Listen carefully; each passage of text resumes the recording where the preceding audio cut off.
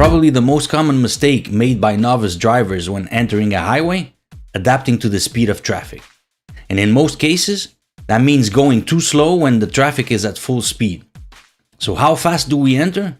It depends on the speed of traffic. During rush hour, it can almost come to a complete stop, and at normal hours, usually traffic is at full speed. So how do we adapt our speed? Simple, it's a visual thing. We look at the speed of the vehicles on the highway, but we must not do it at the last moment just before entering. We look from far, then we look again just before merging.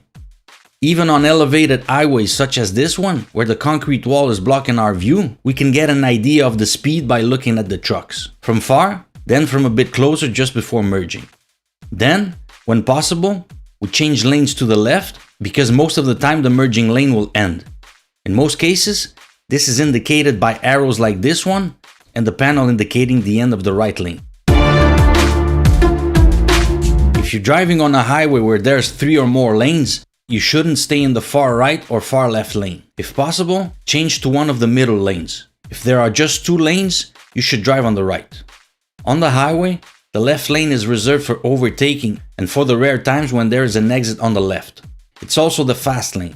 So even if we're not supposed to stay on it, some people do to drive at higher speeds. And since the right lane is the entry lane, we want to free it up as much as possible to make it easier for those who are entering. Which brings us to the next tip. At highway entrances, there's almost always a full line on the side of the vehicles that are already on the highway, which means that vehicles on the right lane, meaning those who enter, may change to the left, but the vehicles in the left lane can't change lanes right so that they don't block the ones who are entering.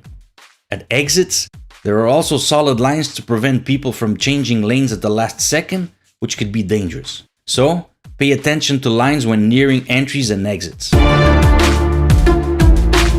The red and blue icon indicates the highway number, 520 in this case, and the orange shape indicates the number and direction of the exit, which in this case is to the right.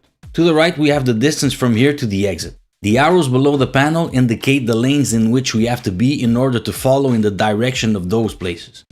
A yellow bar that covers the bottom of the panel indicates that the lane pointed by the arrow is reserved for exiting the highway. So in this case, if we don't want to exit, we have to change lanes. When approaching a tunnel, you will almost always see this panel, or this panel in the United States, which means it is forbidden to enter the tunnel when transporting hazardous materials. You should never follow trucks too closely, and one of the reasons why on the highway is that they're gonna hide the panel. Another thing you should be careful of when exiting a highway, speed, and mainly for 2 reasons. Often, highway exits are very sharp turns, and because novice drivers tend to look in front when turning and not at the turn itself, there's the risk of going too wide. So make sure you don't look in front when you're turning, but at the turn itself. And 2, in almost all cases when exiting a highway, the speed decreases, sometimes significantly. And when you've been driving at highway speeds for a certain amount of time, it becomes difficult to adjust to a lower speed. For that reason, highway exits and service roads are popular spots for the enforcement of speed limits. These signs indicate the maximum speed limit in the zone you're approaching. I hope you liked this video. Thanks for watching.